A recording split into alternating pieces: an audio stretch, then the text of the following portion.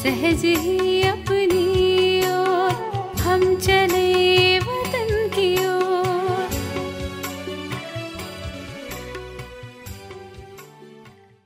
ஓம் சாந்தி 15/3/1972 அவ்யக்த பாப்தாதா மதுபன். தியாகம் மற்றும் பாக்கியம். தன்னை தியாகி தபஸ்வி மூர்த்தியாக நினைக்கிறீர்களா? அனைத்தையும் விட பெரிய கடினமான தியாகம் எது? தேக அபிமானம். ஞானத்தின் அபிமானம் மற்றும் புத்தியின் அபிமானம் கூட ஏன் வருகிறது?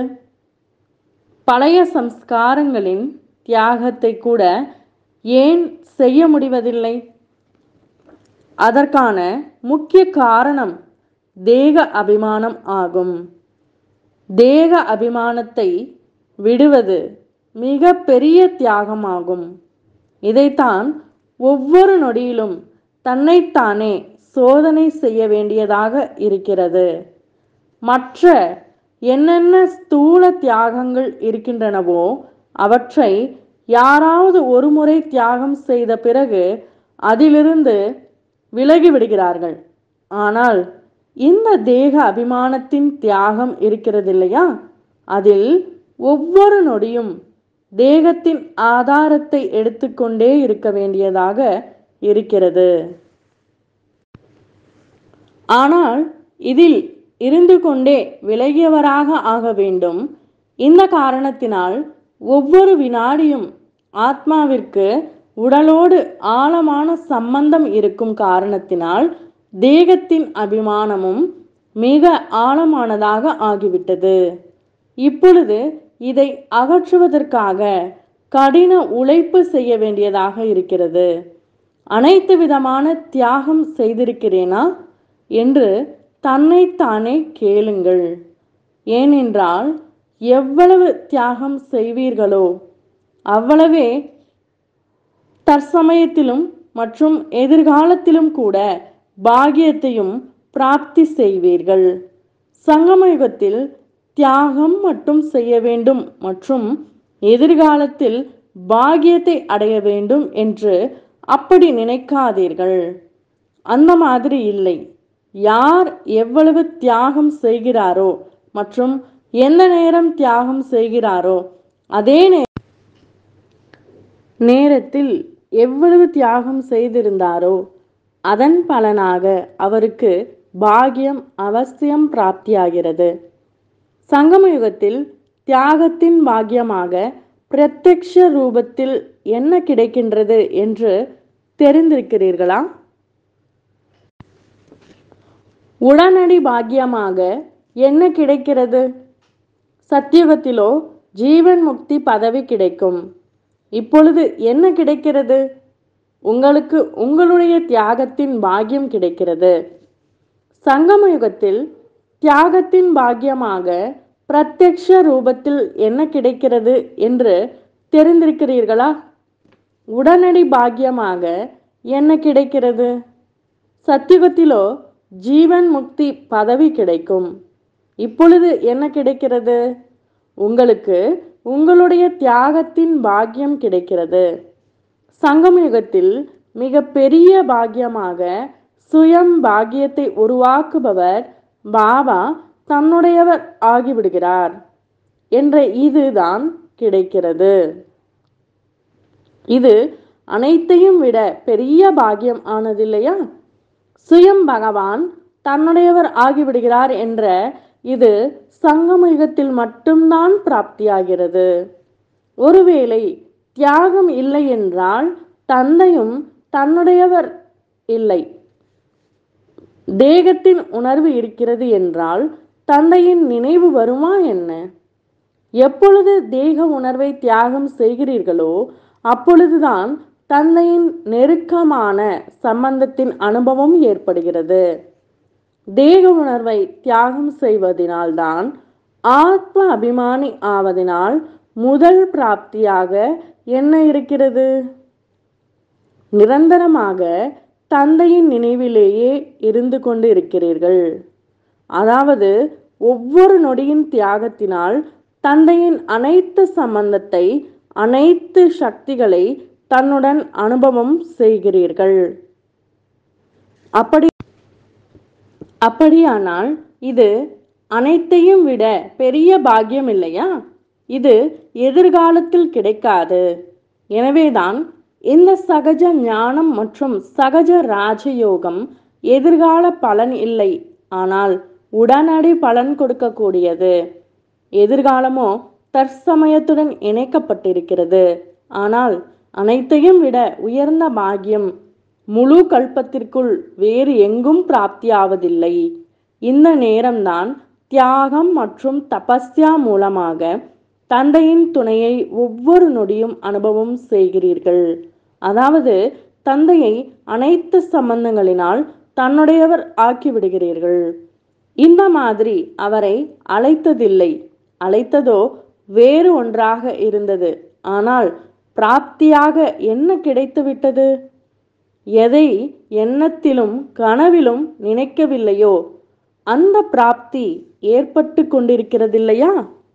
அப்படி எது எண்ணத்திலும் கனவிலும் இல்லாத விஷயமாக இருந்தது அது கிடைத்துவிட்டது என்றால் அதைத்தான் பாக்கியம் என்று கூறுவது. எது கடின உழைப்பு மூலமாக பிராப்தி ஆகிறதோ அதை பாக்கியம் என்று கூறப்படுவதில்லை. தானாக கிடைப்பதினால் அசம்பவம் சம்பவம் ஆகிவிடுகிறது. நம்பிக்கை இழந்தவரிலிருந்து நம்பிக்கைக்குரியவர் ஆகிவிடுகிறார். எனவே இதை பாக்கியம் என்று கூறப்படுகிறது. இந்த பாக்கியம் கிடைக்கவில்லையா? அழைத்ததோ வேறு ஒன்றாக இருந்தது. என்னை தன்னுடைய ஏதாவது ஒன்றாக ஆக்கிவிடுங்கள் என்றுதான் அழைத்து வந்தீர்கள். இவ்வளவு உயர்ந்தவராக ஆக விரும்பவில்லை. ஆனால் என்ன கிடைத்தது? நீங்களோ ஆகிவிட்டீர்கள். ஆனால் தந்தையும் தன்னுடைய அனைத்துமாக ஆக்கிவிட்டீர்கள். அப்படி இது பாக்கியம் இல்லையா? சங்கமயுகத்தின் உயர்ந்த பாக்கியம் இதே தியாகத்தினால் கிடைக்கிறது. ஒருவேளை தேக உணர்வின் தியாகம் செய்யவில்லை, அதாவது ஆத்ம அபிமானியாக ஆகவில்லை என்றால் பாக்கியத்தையும் தன்னுடையதாக ஆக்க முடியாது. அதாவது சங்கமயுகத்தினுடைய உயர்ந்த பாக்கியத்திலிருந்து வஞ்சிக்கப்பட்டவராக ஆகிவிடுவேன் என்ற இதை எப்பொழுதும் நினைவில் வைத்துக் கொள்ளுங்கள். ஒருவேளை உதாரணமாக முழு நாளில் கொஞ்ச நேரத்திற்காக தேக அபிமானத்தின் தியாகம் இருக்கிறது மற்றும் கொஞ்ச நேரம் கீழே இறங்குகிறீர்கள், அதாவது தேக உணர்வின் தியாகம் இல்லை என்றால் அந்த அளவே சங்கமயுகத்தில் உயர்ந்த பாக்கியத்திலிருந்து வஞ்சிக்கப்பட்டு விடுகிறார்கள். பாக்கியத்தை உருவாக்கும் தந்தை ஒவ்வொரு நொடியிலும் பாக்கியத்தை உருவாக்கும் விதியை எப்பொழுது சொல்லிக் கொண்டிருக்கிறார் என்றால் என்ன செய்ய வேண்டும்? அந்த விதி மூலமாக அனைத்து சித்திகளையும் வெற்றிகளையும் பிராப்தி செய்ய வேண்டும். விதியை கடைபிடிக்காத காரணத்தினால் ரிசல்ட்டாக என்ன ஆனது? மனநிலையின் வளர்ச்சியும் அடைவதில்லை மற்றும் அனைத்து பிராப்திகளின் சித்தியும் ஏற்படுவதில்லை. அப்படியானால் என்ன செய்ய வேண்டும்? உருவாக்குபவர் மூலமாக கிடைத்திருக்கும் விதிகளை எப்பொழுதும் உபயோகிக்க வேண்டும்.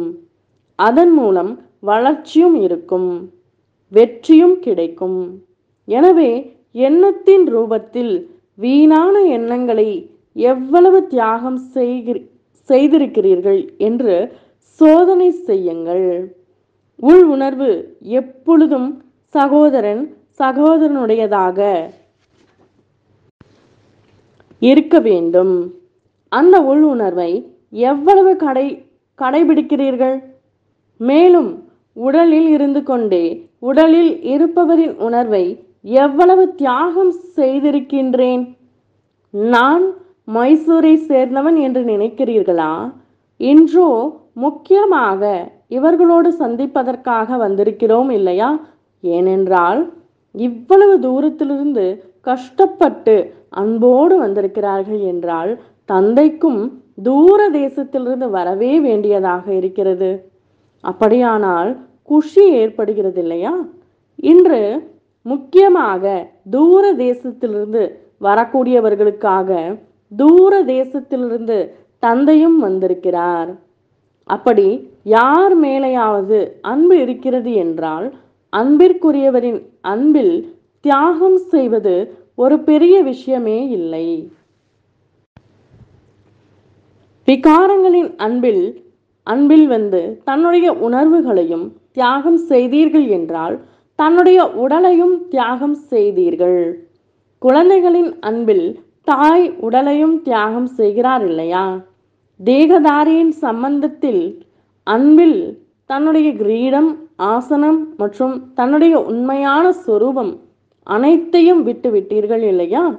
அப்படியானால் எப்பொழுது நீங்கள் தந்தையின் அன்பிற்குரியவராக ஆகியிருக்கிறீர்கள் என்றால் இந்த தேக அபிமானத்தை தியாகம் செய்ய முடியாதா என்ன? கடினமாக இருக்கிறதா? அற்பகால சம்பந்தத்தில் இவ்வளவு சக்தி இருந்தது, உங்களை மேலே இருந்து கீழே கொண்டு வந்தது என்று இதை யோசிக்க வேண்டும். மேலிருந்து கீழே அதனால்தான் வந்தீர்கள் இல்லையா? மேலும் இப்பொழுது தந்தை கூறும் பொழுது மற்றும் தந்தையோடு அனைத்து உறவுகளையும் இணைத்திருக்கிறீர்கள் என்றால் தந்தையின் அன்பில் இந்த தலைகீழான தேக அபிமானத்தை தியாகம் செய்வது என்ன பெரிய விஷயமா? சிறிய விஷயம்தான் இல்லையா? இருந்தும் ஏன் செய்ய முடியாமல் இருக்கிறீர்கள்?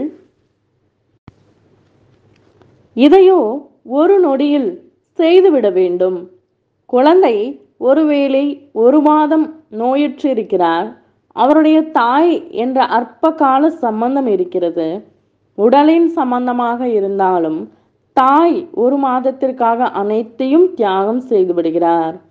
உடலின் நினைவு சுகத்தை தியாகம் செய்வதில் காலம் தாழ்த்துவதே இல்லை, கடினம் என்று கூட நினைப்பதில்லை. அப்படியானால் இங்கு என்ன செய்ய வேண்டும்? இங்கோ நிரந்தரமான சம்பந்தம் மற்றும் அனைத்து சம்பந்தமும் இருக்கிறது. அனைத்து பிராப்திக்கான சம்பந்தம் என்றால் இங்கு தியாகம் வருவதில் ஒரு நொடி கூட காலம் தாழ்த்தக்கூடாது. ஆனால் எத்தனை வருடங்கள் எடுத்துக்கொண்டீர்கள்? தேக உணர்வை தியாகம் செய்வதில் எத்தனை வருடங்கள் எடுத்தீர்கள்? எத்தனை வருடங்கள் ஆகிவிட்டது? அதாவது 2010 74 வருடங்கள். ஒரு நொடிதான் ஏற்பட்டிருக்க வேண்டும். ஆனால் இத்தனை வருடங்கள் எடுத்துக்கொண்டீர்கள். அரை கல்பத்தின் அப்பியாசம் ஊறி போயிருக்கிறது. மேலும் அந்த அரைக்கல்பம் தேக உணர்விலிருந்து மற்றும் விகாரங்களிலிருந்து விலகி இருந்தீர்கள். அந்த அரைக்கல்பத்தின் அப்பியாசம் ஒரு நொடியில் மறந்து விட்டதா? இதில் நேரம் எடுத்ததா என்ன? திரேதாயுகத்தில் கூட 2 கலை குறைந்து விடுகிறது. இருந்தாலும் விகாரங்களிலிருந்து விலகியவராகவோ இருக்கிறீர்கள் இல்லையா? சத்யுகம் திரேதாயுகத்தில் நிர்விகாரிகளாகவோ இருந்தீர்கள் இல்லையா? 2 கலை குறைந்த பிறகும் கூட திரேதாயுகத்தில் விகாரங்கள் அற்றவர் என்றுதான் கூறுவோம் இல்லையா? விகாரங்களின் கவர்ச்சியில் இருந்து விலகி இருந்தீர்கள் இல்லையா? இதுவும் அரை கல்பத்தின் சம்ஸ்காரம் ஆகிவிட்டது என்றால் அது ஏன் விரைவில் நினைவில் வருவதில்லை? ஆத்மாவின் உண்மையான சொரூபம் கூட என்ன?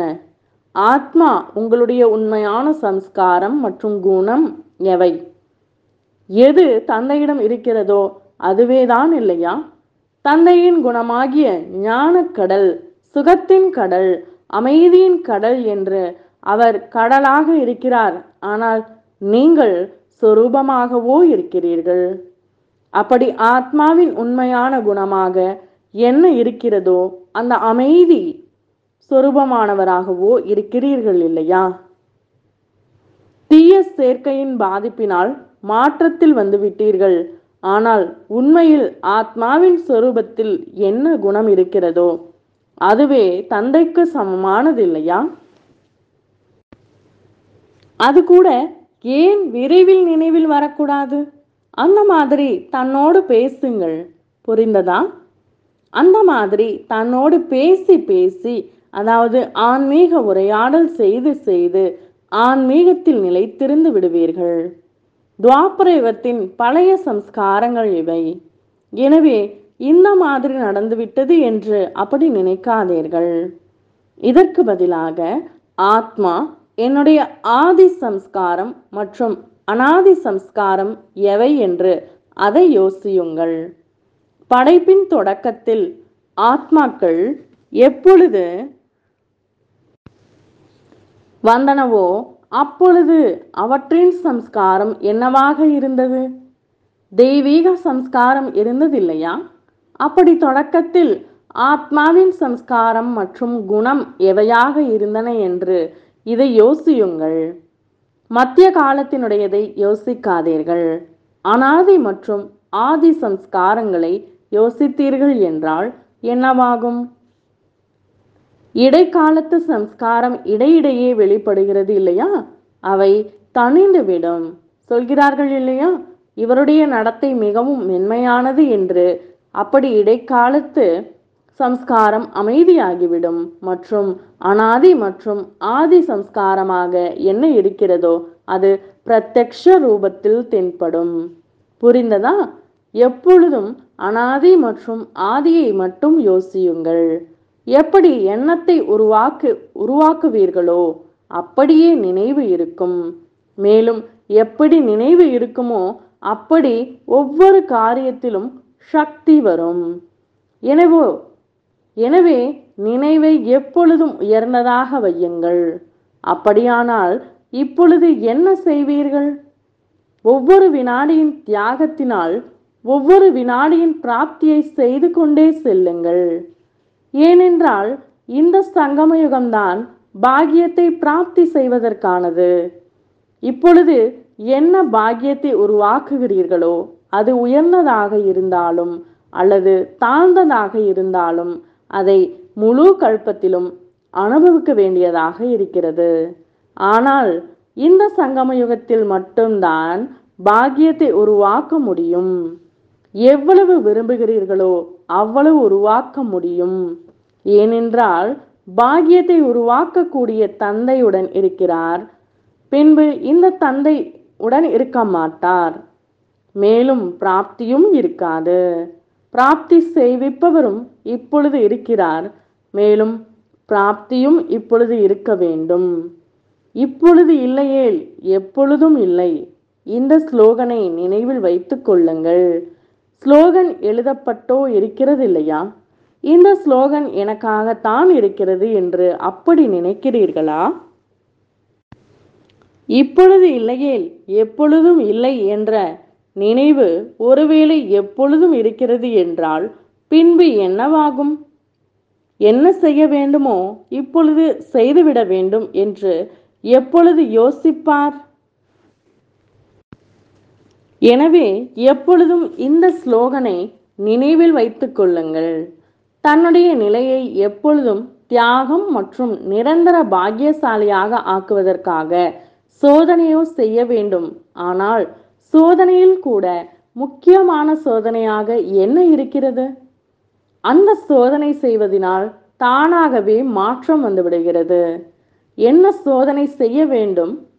அதற்காக ஒரு ஸ்லோகன் இருக்கிறது. அது என்ன ஸ்லோகன்? அதை அநேக தடவை கேட்டிருக்கிறீர்கள். குறைந்த செலவில் அதிக நன்மை. இப்பொழுது குறைந்த செலவில் அதிக நன்மை அடைபவராக அவர்களோ ஸ்தூல பணத்தில் குறைந்த செலவு செய்து அதிக நன்மை அடைவதற்கான முயற்சி செய்கிறார்கள். ஆனால் உங்களை பொறுத்தவரை சங்கம யுகத்தில் எத்தனை விதமான பொக்கிஷங்கள் இருக்கின்றன? அது தெரியுமா உங்களுக்கு? நேரம், எண்ணம், மூச்சோ பொக்கிஷங்களாக இருக்கவே இருக்கின்றன. ஆனால் அதனுடன் அழியாத ஞான ரத்தினங்களின் பொக்கிஷமும் இருக்கிறது. மேலும் ஐந்தாவதாக ஸ்தூல பொக்கிஷத்தினுடனும் இதற்கு சம்பந்தம் இருக்கிறது. எண்ணத்தின் பொக்கிஷத்திலும் கூட குறைந்த செலவு செய்து நன்மை அடைபவராக ஆகியிருக்கிறீர்களா என்று சோதனை செய்யுங்கள்.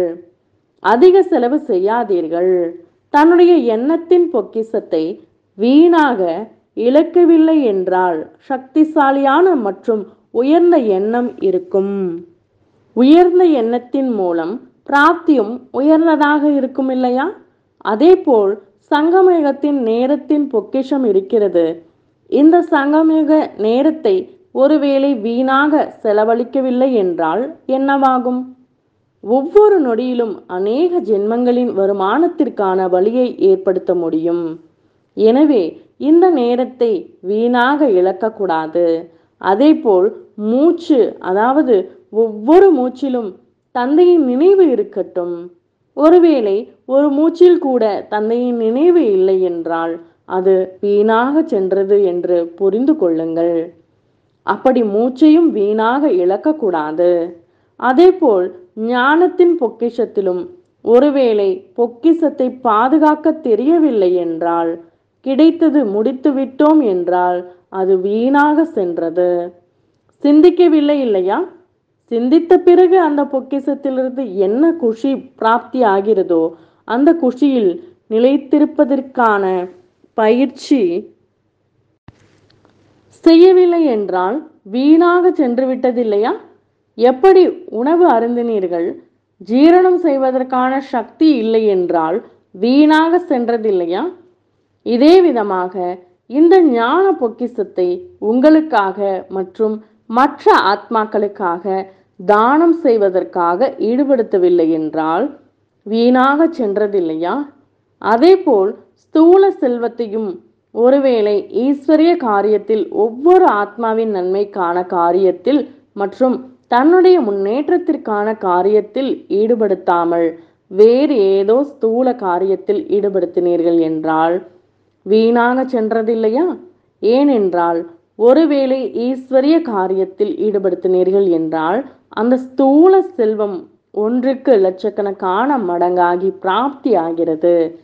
மேலும் ஒருவேளை ஒன்றை வீணாக இழந்தீர்கள் என்றால் வீணாக ஒன்று செல்லவில்லை, ஆனால் லட்சம் சென்றது. இதேபோல் சங்கமயுகத்தில் என்னென்ன பொக்கிஷங்கள் இருக்கின்றனவோ அந்த அனைத்து பொக்கிஷங்களில் ஏதாவது வீணாக சென்று கொண்டிருக்கிறதா என்று சோதனை செய்யுங்கள். அப்படி குறைந்த செலவு செய்து அதிக நன்மை அடைபவராக ஆகியிருக்கிறீர்களா? அல்லது இதுவரை அலட்சியத்தன்மை இருக்கும் காரணத்தினால் வீணாக இழந்து விடுகிறீர்களா? யார் அலட்சியமாக இருக்கிறாரோ அவர் வீணாக இழக்கிறார். மேலும் யார் புத்திசாலியாக இருக்கிறார், ஞானம் நிறைந்தவராக இருக்கிறார் மற்றும் விவேகமானவராக இருக்கிறார், அவர் ஒரு சிறிய பொருளை கூட வீணாக இழப்பதில்லை.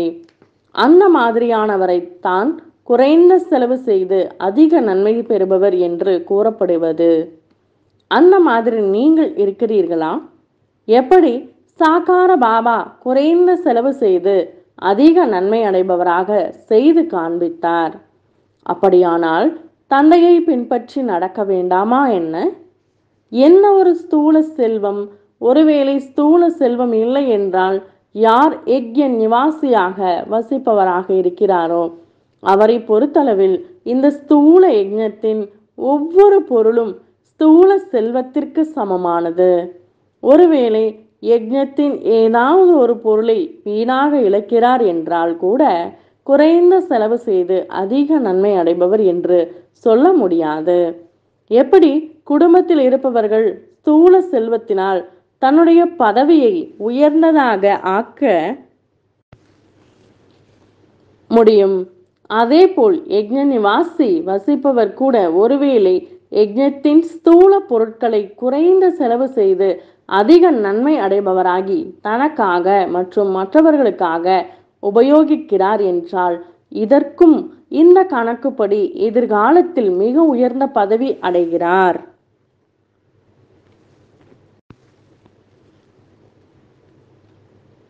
ஸ்தூல செல்வமோ குடும்பத்தில் இருப்பவர்களுக்கான சாதனம் என்று அப்படி இல்லை. ஆனால் யஜ்ஞ நிவாசிகளுக்கு யஜ்ஞத்தின் சேவையும் யஜ்ஞத்தின் பொருளின் சிக்கனமாக செலவழிக்கும் செல்வம் ஸ்தூல செல்வத்தையும் விட அதிக வருமானத்திற்கான சாதனமாகும். எனவே எப்பொழுது யஜ்ஞத்தின் ஒரு பொருளை கூட யதார்த்த ரூபத்தில் ஈடுபடுத்துகிறீர்கள் மற்றும் பாதுகாக்கிறீர்கள், வீணாக ஆவதிலிருந்து மிச்சப்படுத்துகிறீர்கள் என்றால் எதிர்கால பிராப்திக்கான சக்தி வருகிறது. வீணாவதிலிருந்து மிச்சப்படுத்தினார் தன்னுடைய எதிர்காலத்தின் பிராப்தி ஏற்பட்டதில்லையா? எனவே ஒவ்வொருவரும் தன்னைத்தானே சோதனை செய்ய வேண்டும். தன்னை குறைந்த செலவு செய்து அதிக நன்மை அடைபவராக எவ்வளவு ஆக்கியிருக்கிறோமா? வீணானதிலிருந்து பாதுகாப்பு செய்யுங்கள், சக்திசாலி ஆகுங்கள். எங்கு வீணானது இருக்கிறதோ அங்கு சக்திசாலியான நிலை கொஞ்சம் கூட இல்லை. மேலும் எங்கு சக்திசாலியான நிலை இருக்கிறதோ அங்கு வீணாக செல்லும் என்பது இருக்க முடியாது. ஒருவேளை பொக்கிஷம் வீணாக செல்கிறது என்றால் சக்தி வர முடியாது. எப்படி ஏதாவது கசிந்து கொண்டிருக்கிறது என்றால் எவ்வளவுதான் முயற்சி செய்தாலும் கசிவின் காரணமாக சக்தி நிரம்ப முடியாது. அப்படி வீணானதும் கசிவு இருக்கும் காரணத்தினால் எவ்வளவுதான் முயற்சி செய்தாலும் எவ்வளவுதான் கடின உழைப்பு செய்தாலும் சக்திசாலி ஆக முடியாது. எனவே கசிவை சோதனை செய்யுங்கள். கசிவை சோதனை செய்வதற்காக மிகுந்த திறமைசாலியாக இருக்க வேண்டும். அநேக தடவை கசிவை கண்டுபிடிக்க முடிவதில்லை. மிகுந்த திறமைசாலியாக இருப்பவர், அதை பற்றிய ஞானம் நிறைந்தவர் கசிவை கண்டுபிடிக்க முடியும். ஞானம் நிறைந்தவராக இல்லை என்றால் கசிவை தேடிக்கொண்டே இருப்பார்கள். எனவே இப்பொழுது ஞானம் நிறைந்தவராகி சோதனை செய்தீர்கள் என்றால் வீணானதிலிருந்து சக்திசாலியானவர் ஆகிவிடுவீர்கள். புரிந்ததா? வரதானம். சுயநிலை மூலமாக சூழ்நிலைகள் மேல் வெற்றியடையக்கூடிய சங்கம யுகத்து வெற்றி ரத்தினம் ஆகுக. விளக்கம். சூழ்நிலைகளின் மேல் வெற்றியடைவதற்கான சாதனம் சுயநிலை. இந்த உடல் கூட மற்றவர்களுடையது, தன்னுடையது அல்ல. சுயநிலை மற்றும் சுய தர்மம் எப்பொழுதும் சுகத்தின் அனுபவம் செய்விக்கிறது. மேலும் இயற்கையின் தர்மம், அதாவது வேறு தர்மம் அல்லது உடலின் நினைவு ஏதாவது வேறு விதமான துக்கத்தின் அனுபவம் செய்விக்கிறது. அப்படி யார் எப்பொழுதும் சுயநிலையில் இருக்கிறார், அவர் எப்பொழுதும் சுகத்தின் அனுபவம் செய்கிறார். அவரிடம் துக்கத்தின் அலை வர முடியாது. அவர் சங்கமயுகத்து வெற்றி ரத்தினம் ஆகிவிடுகிறார். ஸ்லோகன். மாற்றம் செய்யும் சக்தி மூலமாக வீணான எண்ணங்களின் ஓட்டத்தின் சக்தியை முடிவு கட்டுங்கள். ஓம் शांति। तुम बच्चों को तो सर्विस करनी है। जो बाबा कहते हैं सबको ये बताओ कि देखो तुम्हारा एम एंड ऑब्जेक्ट ये है, एक गीता है बगैर, ये राजयोग है ना बच्चे। कैसे है राजयोग? बिल्कुल सहज है कि बाप को याद करो तो ये वैसा मिलेगा तुमको। ओम शांति।